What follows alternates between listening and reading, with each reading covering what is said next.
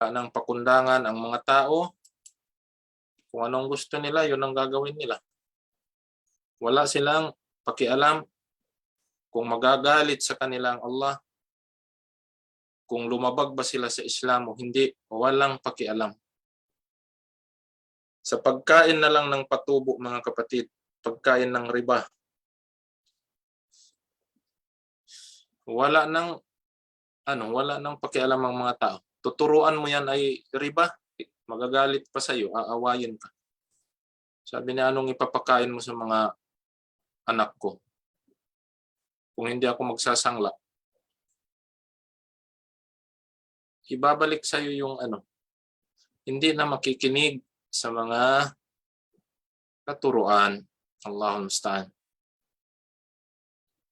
Ibabalik sa iyo yung babalikan ka ng masasamang salita, pagbawalan mo ng isang bagay. Supposedly, matutuwa yun. Supposedly, magpapasalamat. Pero hindi yun ang aasahan mong maririnig. Sabihin mo, bawal ang magriba. Masama yung tingin sa'yo.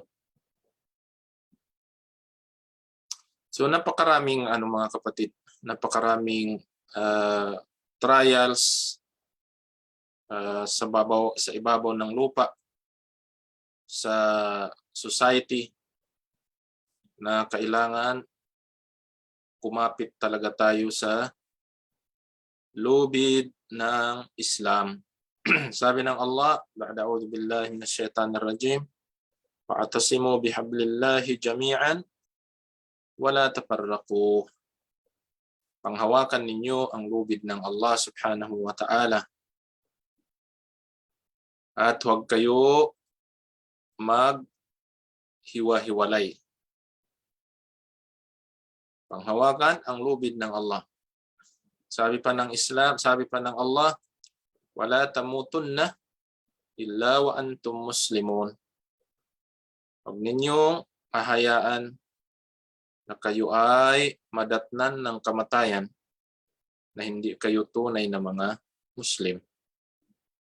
So yan mga kapatid, kaya magsipag-aral tayo, pag-aralan natin ng Islam,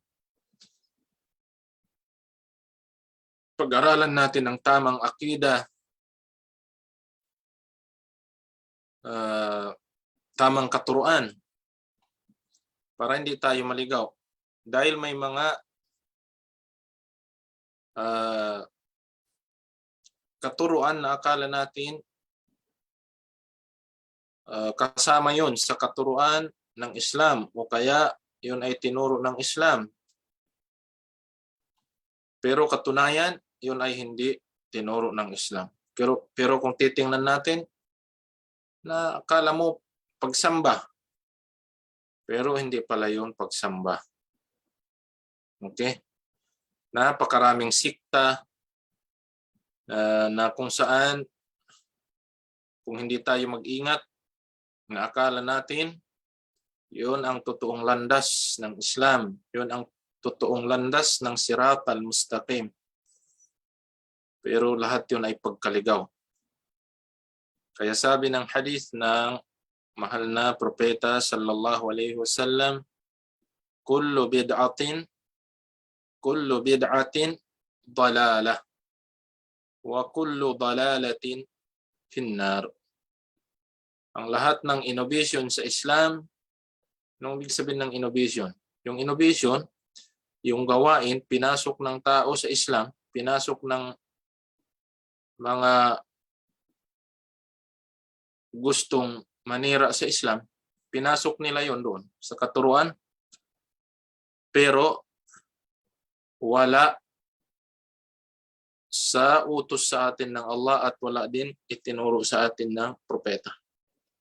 Ang tawag doon ay innovation. Pero nandiyan na, nagmi-mix na sa loob na ng Islam. Kaya sabi ng propeta, kullu dalalatin finnar, ang lahat ng pagkaligaw ay impyerno. Magagaling magsalita yung mga tao na yan pag hindi tayo mag-ingat. mahihila nila tayo sa maling katuruan. Kaya mga kapatid, alhamdulillah, at nandito tayo ngayon sa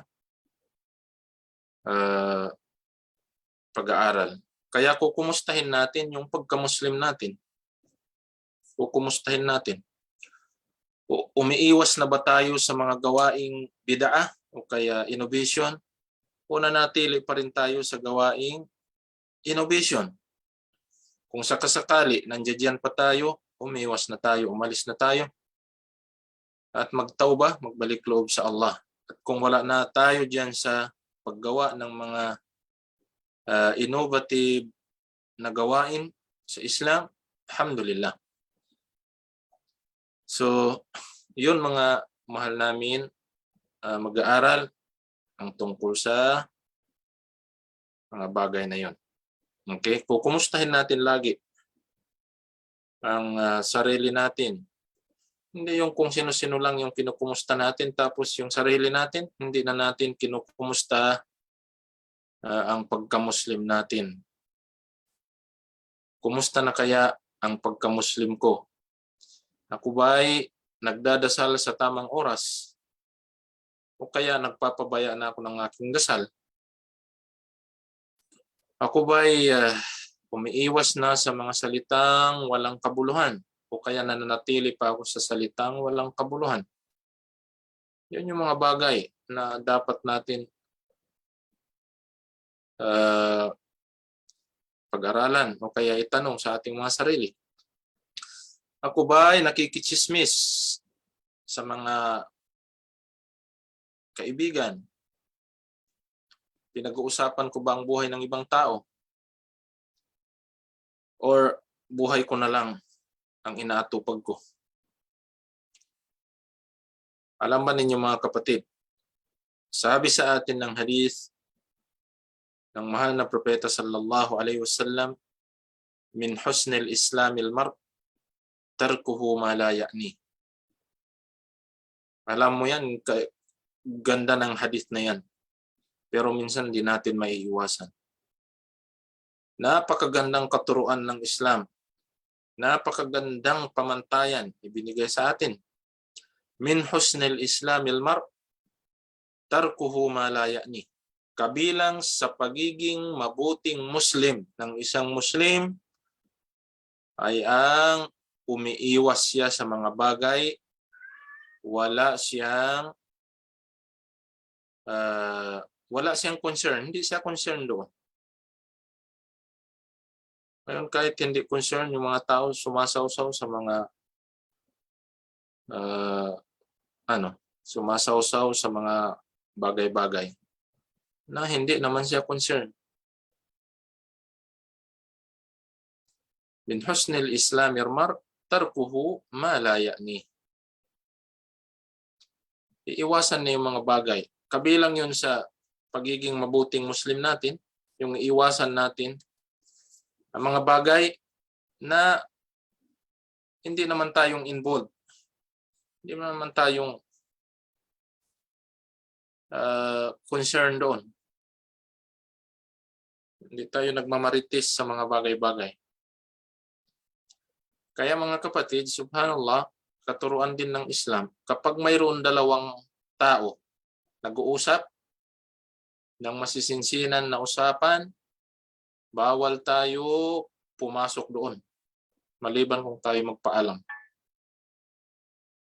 Anong gagawin natin? Hahayaan natin mag-usap, huwag tayo makisawsaw.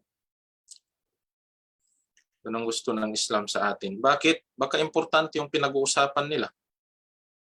At baka nang dahil sa pagpasok mo doon, natigil. O kaya hindi na sila makapag-usap dahil nandoon ka. Mga katuruan yan mga kapatid. Mga katuruan tinuro sa atin ng Islam. So I hope yun lang tungkol sa Hijra calendar, yung mga aral na makukuha natin. At katulad ng sinabi ko, bukas simula ng ating bagong taon, yung Hijra calendar o kaya yung Islamic calendar natin. Pero hindi na tayo nagsiselebrate ng New Year natin. Walang ganun. Kung mayroon man mag-celebrate, baka hindi nila alam. O kung alam man nila, baka nilabag lang nila yung katuruan. Mga ganun. Pero walang kautusan sa atin ng Islam na mag-celebrate ng New Year. I hope malinaw sa atin mga kapatid. Inshallah. Ngayon, dito na tayo sa, since hindi naman tayo nakapag-quiz at nakalimutan ko, akala ko sa ibang subject. Alam naman ninyo yung mga matatanda na katulad namin. Nakalimutin na. So, saan tayo huminto nung last Friday? Maalala ninyo kung saan? Tapos na po yung lesson natin doon sa ano. Nabasa ba natin lahat? Opo, Ustad. Parang may natira kaunti. Ito. Ah. Ito hindi yata natin nakuha. Yung number 3? Oo. Dito. Number 2. Tapos na po yata yung Ustad. Tapos na po, Parang tapos sinabi na niyo po. lilipat na tayo sa ibang topic ngayon. Barakallahu Opo. fik. Sigurado kayo na nabasa natin ito? Opo, Ustad. Opo, Ustad. Hindi ko ito matandaan eh. Parang sinabi niyo dati, parehas lang yung dalawa dyan eh.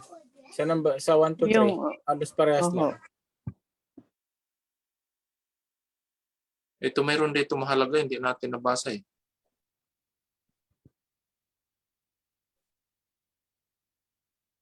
Okay, daanan natin ito. Ito, annal Arab kanat ta'rifu nasabuhu wa asalatahu. Subhanallah mga kapatid. Wala kayong makikita wala kayong makikitang tao katulad ng mga Arabo. Bakit? Sa balat ng lupa. Wala tayong makikita katulad ng mga Arabo. Bakit? Sabi niya, ang mga Arabo, alam nila yung pinanggalingan nila. Yung, ano bang tawag diyan? Yung pangalan nila hanggang doon sa kalululuan nila. Magkarugtong.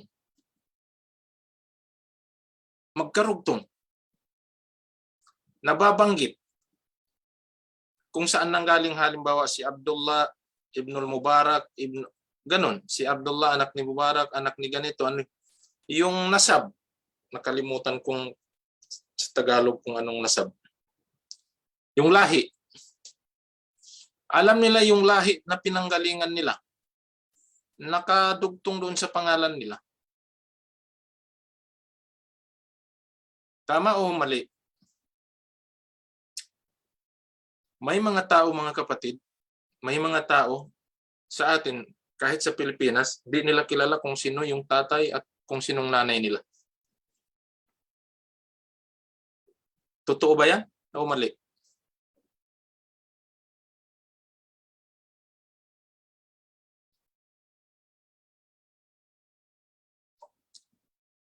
Kasi ako mayroon akong nakilala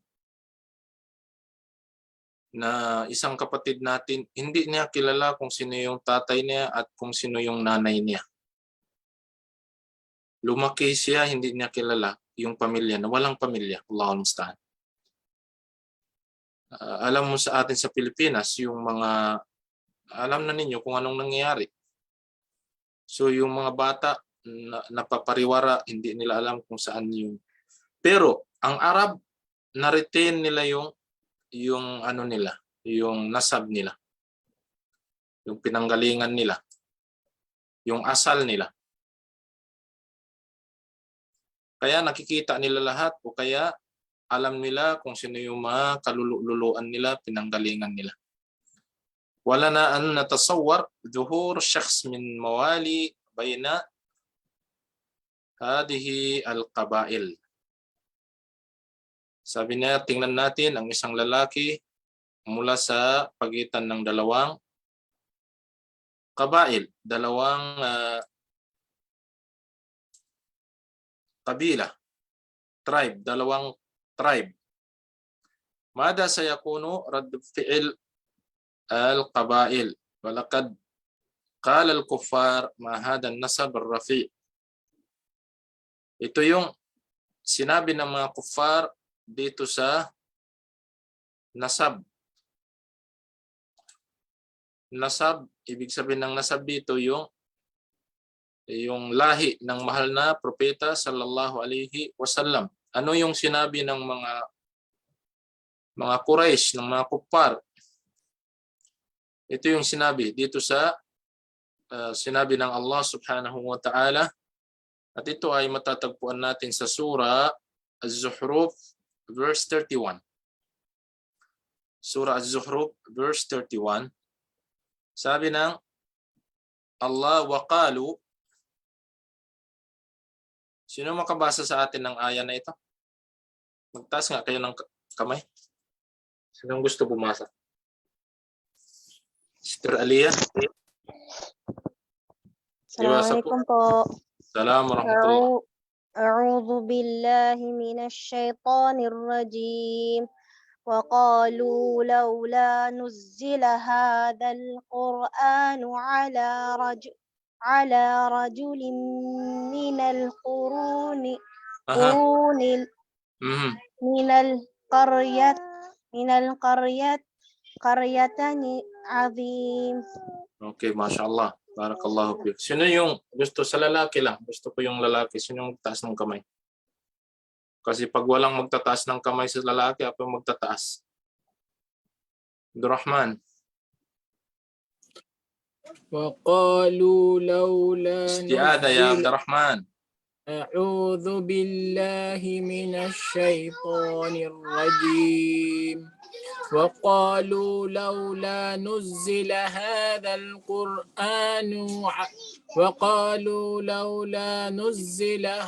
القرآن على رجل من القريتين عظيم.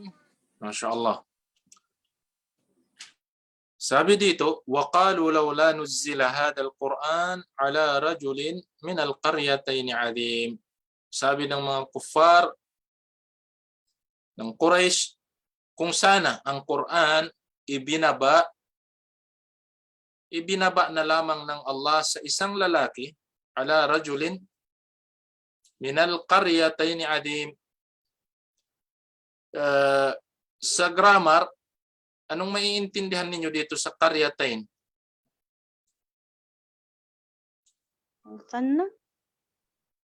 Sanahu. Pag napag-aralan ninyo sanahu. Pagka ganito yung kalima, anong ibig sabihin na? Mutanna, Ustaz. Ha? Musanna. Okay. Musanna. Musanna. Ang singular niya, ang mufrad niya ay qarya. Ibig sabihin town. Tingnan ninyo mga kapatid, subhanallah. Yung aya na ito, sabi niya, kung sana, sabi ng mga Quraysh, ibinaba na lamang ng Allah ang Quran sa isang lalaki, minal qaryatayn adim, sa pagitan ng dalawang malaking town. Sa pagitan ng dalawang malaking town. Minal qaryatayn ala rajulin minal qaryatayn. Hindi pala sa pagitan. Ha? Mali yung pagka-meaning natin. Mula sa dalawang town. O kaya mula sa dalawang malaking town. Hindi sa pagitan. Mula sa dalawang malaking town. Azim, ibig sabihin azim. Ang malaking town na tinutukoy dito mga kapatid, kung babasahin natin ang tafsir ng aya na ito, ay ang Makkah at Taif. Makkah at Taif. At sino yung tinutukoy na sinong tinutukoy ng Allah na lalaki dito sa Makkah? Ang tinutukoy niya ay si Al-Walid ibnul Mughirah, isa sa mga pinuno ng mga Quraysh. Doon gusto ng mga Quraysh doon ibaba yung Quran dahil yun ang mga known na mga ano. Siya yung known na tao sa Makkah. Al-Walid ibnul Mughirah. Sa Makkah yun. O kaya naman sa Taif. O kaya naman sa Taif. At ang sa Taif naman, ang sabi ng mga nagtafsir, mufassir ng Quran ay sino yan? Si Urwa ibn Mas'ud. Ang tinutukoy na lalaki. Sabi ng Allah, sana kay Urwa na lang. Sabi ng mga Quraysh, sana sa Taif at nandoon si Urwa ibn Mas'ud. O kaya sana sa Makkah na lang dahil nandoon si Walid ibn al-Mughirah. Yun yung dahil ang mga nasab noon o kaya yung pinanggalingan ng dalawa na yun mula sa mga known na mga pamilya at tanyag na pamilya. Kaya ginugusto nila at huwag na daw sa propeta sallallahu alaihi wasallam. Number 3, anna kaunur Rasul sallallahu alaihi wasallam min qabilati data makana ya'udu ala Rasul sallallahu alaihi wasallam bil himayati wan nusra. Number 3, ang Rasul sallallahu alaihi wasallam ang kanyang pinagmulan ay mula sa tribe ng mataas at kinikilalang tribe. At yun ang naging protection niya. At yung tribe na yun, siya rin yung naging tagumpay ng propeta sallallahu alaihi wasallam sa kanyang pagdadakwa. Sa da'watu sirran at saka yung sa da'watu al-dhahran. Yung pagdadakwa niya nakalihim at yung pagdadakwa niya na tanyag o kaya public. Kasi dalawang uri yung naging pagdadakwa ng propeta, yung palihim lang at yung tanyag. Dahil natatakot siya at nangangamba siya sa kanyang sarili. Pero yung kabila niya, yung tribe niya, yun ang nagprotect kanya sa kanya at nang dahilan sa kanyang tribo mula sa Quraysh, natanyag din tribo, siya ay nagtagumpay sa kanyang da'wa. Kahit yung mga uncle niya hindi Muslim, pero pinaglalaban siya at pinoprotektahan siya. Walakad waqafat qabilatu ar-Rasul sallallahu alaihi wasallam mawaqif tayyiba fi himayatihi. At ang tribo ng propeta sallallahu alaihi wasallam talagang tumayo ng pinakamagandang pag-protect sa mahal na propeta sallallahu alaihi wasallam, kama annahum dakhalu ma'ahu ash-sha'ab walamma hawalu kuffar Quraysh qatluhu kana min al-iqabat allati ahammathum qabilatuhu sallallahu alaihi wasallam. Kahit anong tatangka ng mga kuffar ng Quraysh patayin ng propeta Muhammad sallallahu alaihi wasallam o kaya parusahan, ngunit nandiyan yung kanyang mga tribo na hindi basta-basta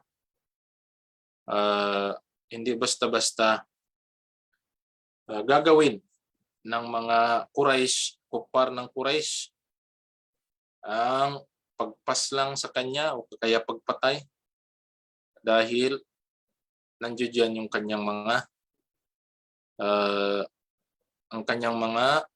kamag-anak mula sa Quraysh. At alam natin ang propeta sallallahu alaihi wasallam wala na siyang wala siyang yatim siya. Wala siyang tatay at wala na rin siyang nanay. Kaya kinupkup na lamang siya ng kanyang mga tiyuhin. Subhanallah. So wawaqafa Abu Talib muwafaqahu al-mashhura. Kahit si Abu Talib tumayo bilang proteksyon ng mahal na propeta sallallahu alaihi wasallam. At ganon din yung pag-Muslim ni Hamza radiyallahu an, kana asluhu wa bidayatuhu kama taqul kutubus siyar himyatul ibni akhi. Sa simula at hanggang sa siya ay namartir sa Ghazwa o kaya sa labanan sa Uhud. Hindi niya pinabayaan ang propeta sallallahu alaihi wasallam at talagang tinotiktahan niya ito sa pagdadakwa. Subhanallah. Yan mga kapatid ang tungkol sa mahal na propeta sallallahu alaihi wasallam. Assalamualaikum Syekh. Law sama. Salamatullah. Syekh biya nag-direct man kita hakuan, way pa kita panagnaan. Panagnan sino no? Amon nasabur Rasul. O iba? Way ron, ang kana ko na yun. Allahul musta'an. Neto ko pa video last week. Saglit. Dito pa lang po tayo sa nasabur Rasul. Assalamualaikum po. Allahul musta'an. Okay. Diyan po Sa pa page lang. Sahi. 29 po, Ustad. Oh, bakit hindi kayo nagsalita? Kasi Actually ako sa nag-review ako sa last video. Sabi ko, bakit kaya? Okay. Malayo na. Astagfirullah. Kasi binuksan ko yung mudakira ko, yun ang bumungat sa akin. Sinabi ko po, Ustad, nalilipat na tayo dyan. Opo, Okay, yung walang sa problema. simula pa lang. Ayun po ang sinabi nila, Ustad. Yung sa simula pa lang pa tayo. So, Walang problema. Nag-advance na tayo. Pagdating doon, hindi na natin kukunin. Kaya parang nagtataka rin ako, bakit gano'n? Anyway, walang problema. So, dito tayo sa Al-Mabhathul Awwal, Nasabur Rasul sallallahu alaihi wasallam. Okay? Ito yung nasab ng propeta Muhammad sallallahu alaihi wasallam. Ibig sabihin ng nasab, yung kanyang pinanggalingan. Ustaz, Ito na yung introduction natin kanina. Ustaz, excuse po. Parang Sige may po. isa pang page before that. Meron pa ba? Opo, yung parang ano siya. Ito. Yan po, ayan po. Kwan na ito. Ito yung content po ng ano. Ah. Content po ito ng next topic. وفيه الباحث التالية المبحث الأول نسب الرسول. Dito tayo. Tapos sumunod, hadisatul fil, yung tungkol sa fil. Ano ba yung fil sa Tagalog? Yung Elepante. elepante. Anong Elepante. nangyari? Yung gigibain nila yung Kaaba. Maulidur Rasul, kapanganakan. Ito yung mga kwan. Baka hindi na ito maabutan natin, yung mga kwan na ito. Tingnan natin. Kapanganak, ito yung pagpapadidi sa kanya. Shaq sadruhu, yung pagbiak ng kanyang dibdib. Wafatu ummihi Amina. At yung pagkamatay ng kanyang nanay, si Amina. Bi kapalati jaddihi Abdul Muttalib, yung kinupkup na siya ng kanyang uncle.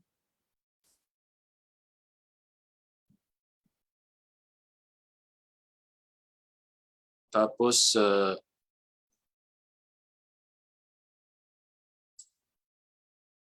ra'yuhu lil aghnam.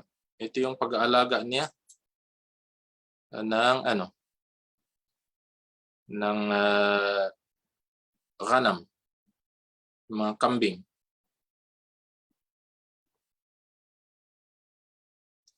Qissatu bi khairan.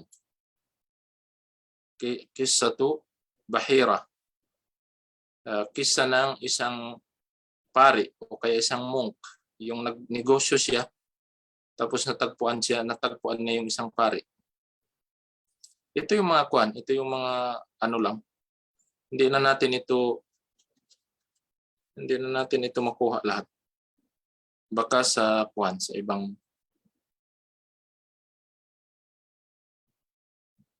حلف الفضول زواجه بخديجة. Ito yung pag-asawa niya kay Khadijah. Binaul Ka'bah. Hindi ko alam kung anong ibig sabihin ng half al-fudul. Makikita natin yun doon sa sa page. Binaul Ka'bah, pagtayo ng Ka'bah, suwar min hifdillahi jalla sha'nuhu li nabihi. Ito yung